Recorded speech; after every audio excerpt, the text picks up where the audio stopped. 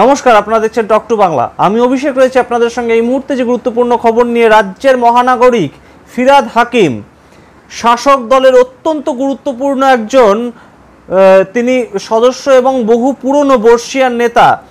তার কথা টেনে, তার কথার প্রসঙ্গ টেনে এবার তার প্রশংসায় পঞ্চমুখ বিজেপির রাজ্যসভার সাংসদ এবং দলের মুখপাত্র শ্রমিক ভট্টাচার্য।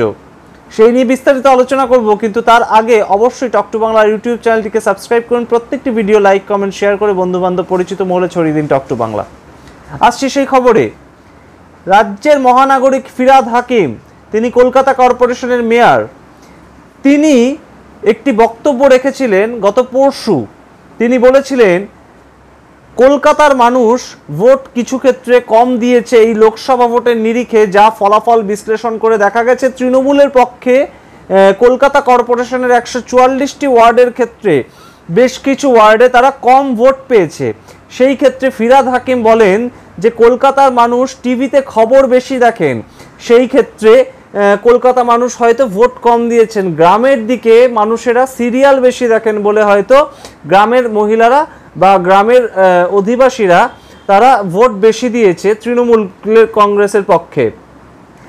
এমনই কিন্তু অভিযোগ করছেন শ্রমিক ভট্টাচার্য, বিজেপির তরফে, বিজেপির মুখপাত্র। তিনি কাল এই ঘটনার প্রসঙ্গ টেনে, এই কথার প্রসঙ্গ টেনে তিনি ফিরহাদ হাকিমকে প্রশংসা করলেন এবং বললেন ফিরহাদ হাকিম সরাসরি যে মন্তব্য করেছে এই মন্তব্য ঐতিহাসিক মন্তব্য, এবং তিনি খুব সহজ সরল ভাষায় নাকি বুঝিয়ে দিয়েছেন যে কেন তৃণমূল কংগ্রেস ভোট পায়নি শহরাঞ্চলে।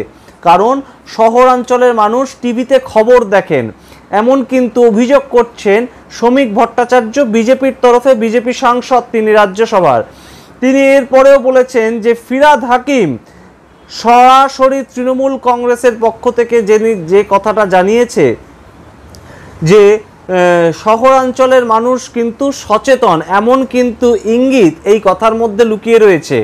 শ্রমিক ভট্টাচার্যের কথা অনুযায়ী কিন্তু ফিরহাদ হাকিম নিজেদের দলের কথা বলতে গিয়ে বা নিজেদের দলের ভোট সম্বন্ধে আলোচনা করতে গিয়ে কোথাও গিয়ে বোধহয় বেফাস কিছু বলে ফেলেছেন, তেমনই কিন্তু ইঙ্গিত করলেন শ্রমিক ভট্টাচার্য। এবং তিনি কিন্তু সরাসরি না বললেও কোথাও গিয়ে তৃণমূলের ফিরহাদ হাকিমের মন্তব্য টেনে তৃণমূলকে একটু খোঁচা দেওয়ার চেষ্টা করলেন। যদিও এবারে লোকসভা ভোটের নিরিখে তাদের কিন্তু আসন সংখ্যা বেশ খানিকটা কমে গিয়েছে এবং তাদেরকে তা মেনেই নিতে হবে সংসদীয় রাজনীতিতে। কারণ 42টির মধ্যে গতবার 18টি সিট পেলেও লোকসভা ইলেকশনে এবারে কিন্তু 12টি নিয়েই তাদের সন্তুষ্ট থাকতে হয়েছে, যতই তারা 30টি পাওয়ার আকাঙ্ক্ষা করুক না কেন।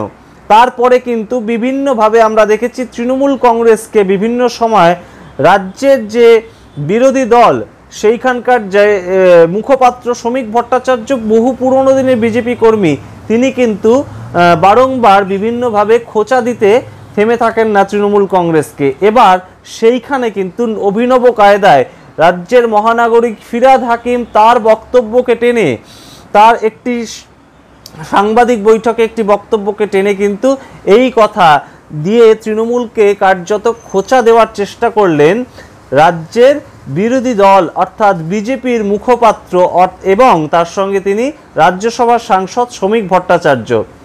এই কথার মারপ্যাচ এবং উথাল পাথাল তো চলবেই, কিন্তু 26-এর ভোট এবং সংস্থার যে ভোট 144টি ওয়ার্ডে কলকাতা পৌর সংস্থা, তা নিয়ে কিন্তু বেশ কাটাছেড়া অলরেডি তৃণমূল কংগ্রেস শুরু করে দিয়েছে।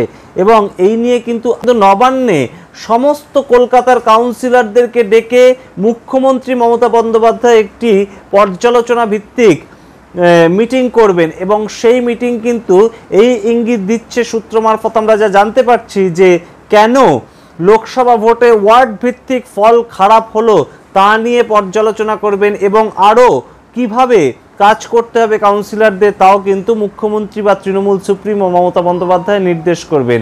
এরই মাঝে ফিরহাদ হাকিমের এমন বক্তব্য এবং তাই নিয়ে বিজেপির খোঁচা অত্যন্ত তাৎপর্যপূর্ণ। আমরা দেখব পরবর্তীতে ভোটে কার রেজাল্ট কিভাবে প্রতিফলিত হয় এবং কলকাতা কর্পোরেশনের ভোটেই বা কারা জেতেন 2025 সালে। সেই সমস্ত খবর নিয়ে, সমস্ত রাজনৈতিক আপডেট নিয়ে উপস্থিত হবো আপনাদের সামনে। আপনারা দেখতে থাকুন টক টু বাংলা, প্রতি মুহূর্তে সমস্ত ধরনের রাজনৈতিক আপডেট পাওয়ার জন্য। ধন্যবাদ।